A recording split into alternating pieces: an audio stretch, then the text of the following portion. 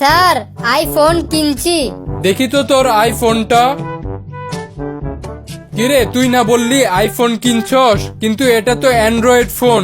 আরে sir I তো নোয়াখাইল্লা, তাই আই নোয়াখাইল্লার বাসায় কইছি আইফোন কিনছি, মানে আমি ফোন কিনছি।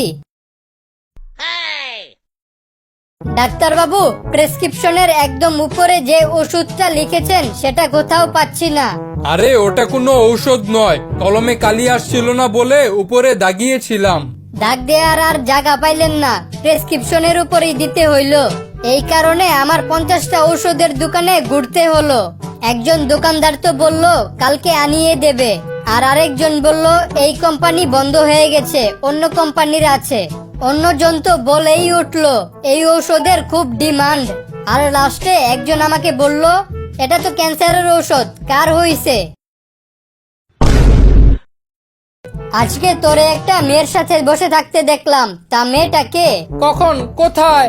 দুপুরে কফি হাউসে। ওহ, ওটা আমার মামাতো বোন ছিল। কেন, কি হয়েছে? তোর মামাতো বোন? গত বছর আমারও মামাতো বোন ছিল।